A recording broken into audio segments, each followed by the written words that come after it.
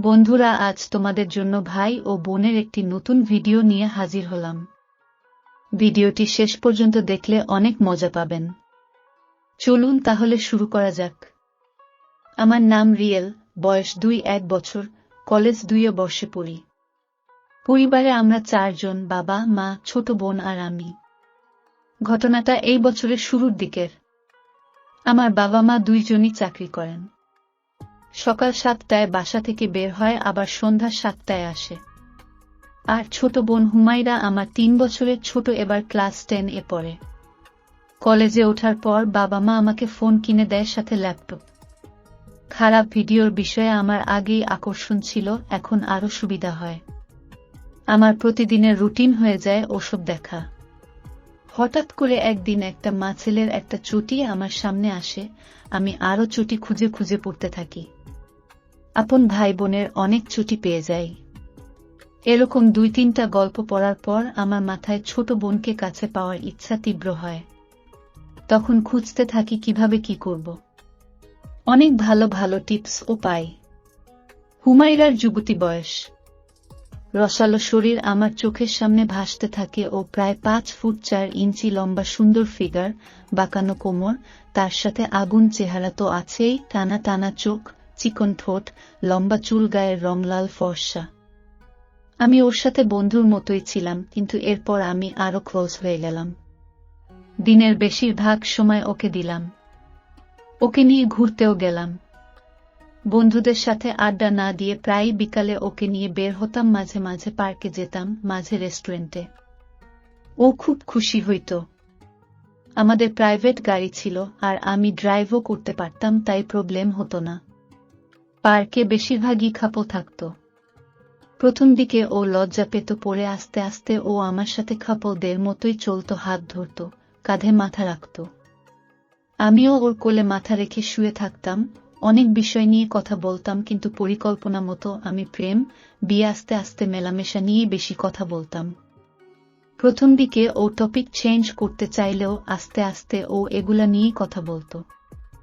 একদিন বন্ধুদের কাছে শুনলাম যে একটা রেস্টুরেন্ট এ নাকি কাপলদের পার্সোনালি আড্ডা দেওয়ার জন্য বাইরে থেকে দেখা যায় না এরকম কাচের গ্লাস দিয়ে তৈরি রুম আছে, সেখানে ওরাও অনেকে রুম ডেট করছে।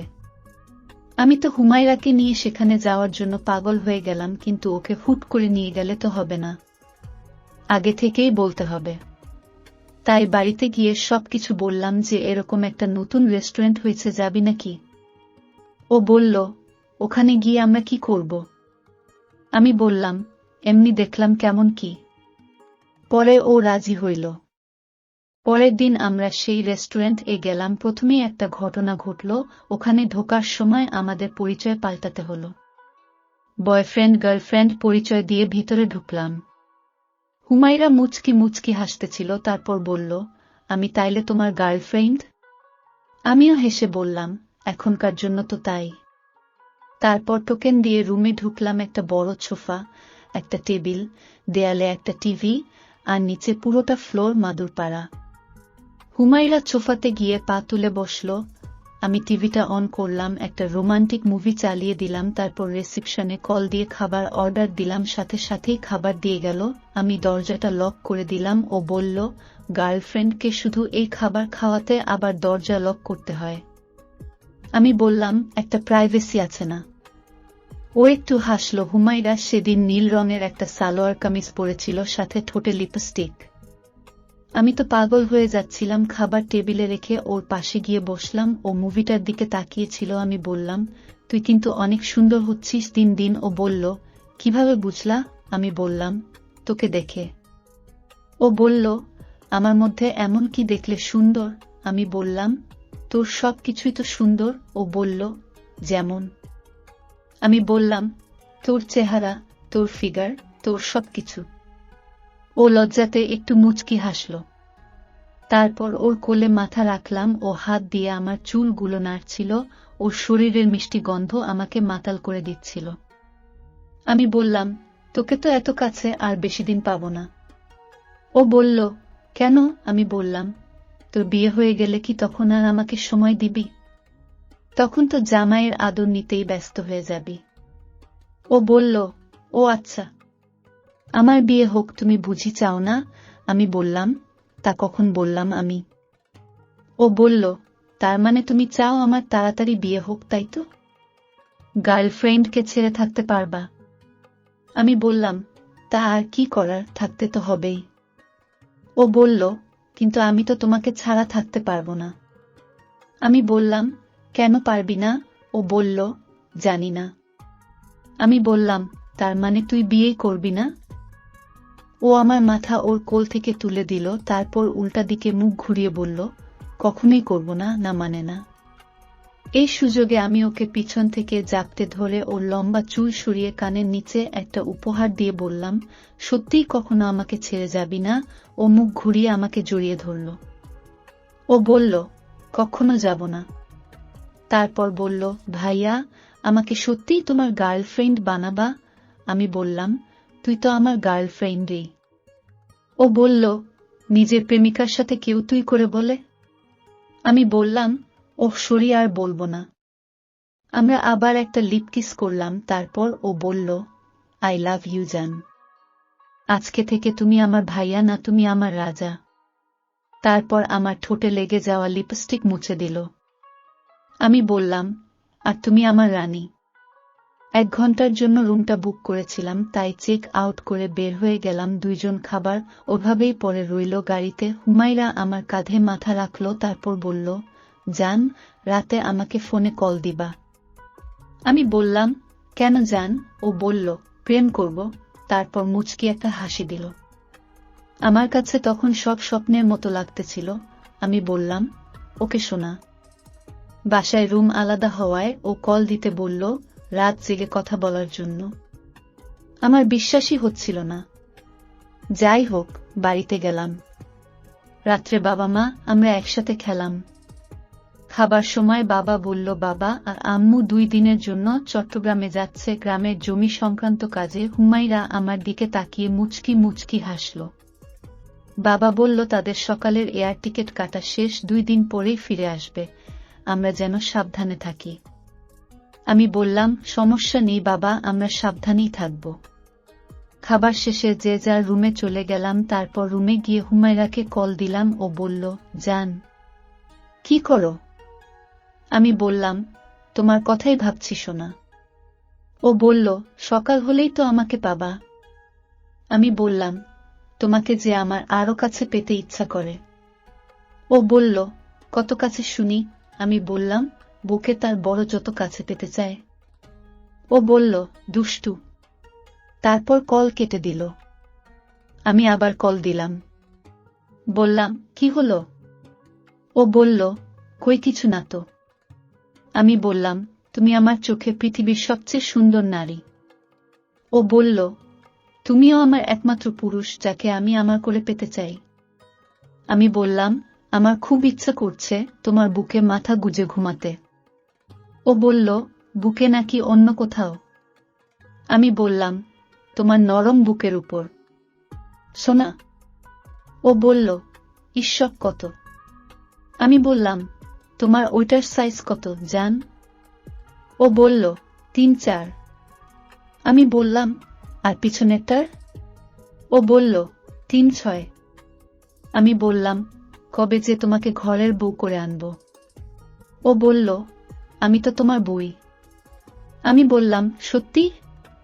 ও বলল, এখন ঘুমাও, সকালে আদর করো। আমি বললাম, একটা উপহার তো দাও। ও শব্দ করে একটা উপহার দিল, আমিও দিলাম। তারপর কল কেটে দিলাম। পরের দিন সকালে 9টার সময় ঘুম থেকে উঠে বাবা আম্মুকে এয়ারপোর্টে ড্রপ করে দিয়ে সোজা চলে গেলাম মার্কেটে। হুমায়রার জন্য একটা লাল টুকটুকে পাতলা শর্ট নাইটি, 1 সেট ছোট জামা প্যান্ট কিনলাম। তারপর বাড়িতে এসে দেখি রানী আমার তখন ঘুমাচ্ছে। আমি আস্তে করে গিয়ে ওর পাশে শুলাম। তারপর ওকে জড়িয়ে ধরে একটা উপহার দিলাম, তাতে ও জেগে গেল। আমরা আরেকটু দুষ্টুমি করলাম। তারপর ও বলল, এখন না, বিয়ের পর বাসর রাতে। আমি বললাম, মানে? ও বলল, এখন তো আমি তোমার প্রেমিকা, কিন্তু বউ বানাতে তো বিয়ে করতে হবে বাবু। আমি বললাম, আচ্ছা তাইলে তুমি ফ্রেশ হয়ে রেডি হও, এখনই মার্কেটে যাব। ও মুচকি হেসে আমাকে একটা উপহার দিয়ে বলল, আর একটু অপেক্ষা করো সোনা। আমি বললাম, তোমার জন্য একটা গিফট আছে। ও উঠে বসে বলল, কি গিফট? আমি শপিং ব্যাগটা হাতে দিয়ে বললাম, দেখো কি। ও ব্যাগ খুলে অনেক খুশি হলো, বলল, তোমার বুকে লালে খুব মানাবে বুঝি। আমি বললাম, লাল পরীকে তো লালেই মানায়। ও হাসতে হাসতে আমাকে বিছানায় ফেলে দিল। তারপর প্রায় 5-7 মিনিট দুজন ওইভাবেই ভালোবাসা বিনিময় করলাম। ও বলল, লাল পরীকে লাল করতে পারবা তো? আমি বললাম, পারবো কিনা দেখাবো এখন। ও দৌড়ে ওয়াশরুমে ঢুকে গেল। তারপর ও ফ্রেশ হয়ে বের হলে আমরা সকালের নাস্তা করে মার্কেটে গেলাম। আবার আমার একটা ব্যাংক অ্যাকাউন্ট এ পার্সোনালে প্রায় 7,080,000 টাকা ছিল, সেখান থেকে সম্পূর্ণ টাকাই আগে উঠলাম। এরপর গেলাম একটা জুয়েলার্স এ। প্রথমে ওর জন্য একটা সোনার আংটি কিনলাম, তারপর একটা লাল লেহেঙ্গা আর আমার একটা পাঞ্জাবি। তারপর ট্রায়াল রুমে চেঞ্জ করে নিলাম। এরপর সোজা একটা মাজারে চলে গেলাম, কারণ ওখানকার হুজুরদের কিছু টাকা দিলেই সাক্ষী জোগাড় করে বিয়ে পড়িয়ে দেয়। গিয়ে একটা হুজুরকে বললাম, আমরা দুইজন দুজনকে খুব ভালোবাসি, বাসা থেকে মেনে নিইনি, তাই পালিয়ে বিয়ে করব। তারপর হাতে 5,000 টাকা ধরিয়ে দিলাম। হুজুর দুইজন সাক্ষী এনে বিয়ে পড়িয়ে দিলেন। আমি দেনমোহর হিসেবে ওকে সোনার আংটিটা পরিয়ে দিলাম আর 3 বার কবুল বলে দুইজন বিয়ে সমাপ্ত করলাম। এরপর সবশেষে প্রায় সন্ধ্যা হয়ে গেল। বাড়ি থেকে আমার দেয়া গিফটের ব্যাগ হুমায়রা নিয়ে বের হয়েছিল। আমরা প্রথমে একটা 5 স্টার হোটেলে গেলাম, সেখানকার ম্যানেজারের সাথে কথা বলে একটা প্রিমিয়াম রুম বুক করলাম। তাকে অবশ্য কিছু ঘুষ দিতে হলো। তারপর রুমটাকে সুগন্ধি গোলাপ দিয়ে সাজানোর জন্য ও বাসর রাতের অন্য সব প্রয়োজনীয় জিনিস দেওয়ার জন্য হোটেলের এক কর্মচারীকে কয়েক হাজার টাকা দিয়ে ঠিক করলাম। তারপর দুজনে চলে গেলাম একটা ফেমাস রেস্টুরেন্টে, রাতে ডিনার খেয়ে নিলাম। রাত 1:00টার দিকে হোটেলে আবার ইন করলাম। রুমে গিয়ে দেখি সব রেডি, পুরো রুম গোলাপের গন্ধে মাতোয়ারা, বিশাল বিছানাটাও গোলাপের পাপড়িতে ভরা। হুমায়রা খুশি হয়ে আমাকে জড়িয়ে ধরল, তারপর চোখে চোখ রেখে বলল, তুমি আমাকে এত ভালোবাসো? আমি 2 হাত দিয়ে আলতো করে ওর মুখটা উঁচু করে বললাম, তুমিই তো আমার সব। তারপর হাত নামিয়ে বললাম, রেডি হয়ে নাও, তোমার স্বামী তো আর সহ্য করতে পারতেছে না। ও বলল, তুমি বাহির থেকে হেঁটে এসো, আমি ততক্ষণে রেডি হয়ে নিচ্ছি, যা দেখার সব কিছু একেবারেই দেখবা যাও। আমি দরজা লক করে বের হলাম, রুমের সামনেই দাঁড়িয়ে থাকলাম।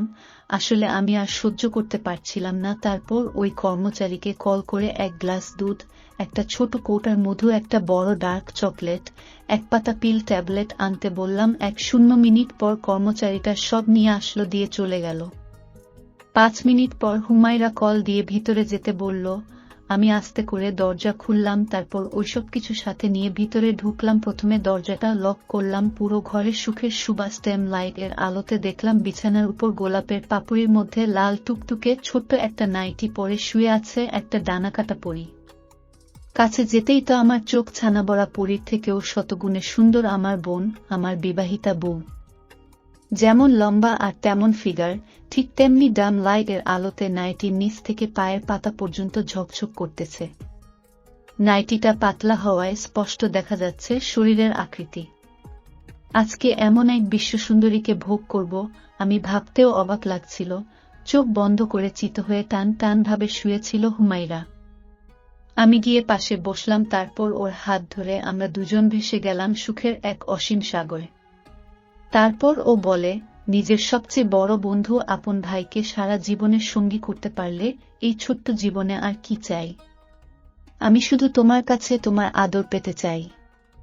একটা রাতও আর আমি তোমাকে ছাড়া থাকতে পারবো না। তুমি প্রতি রাতে আদর করবা তো? আমি বললাম, করব, প্রতি রাতেই আদর করব।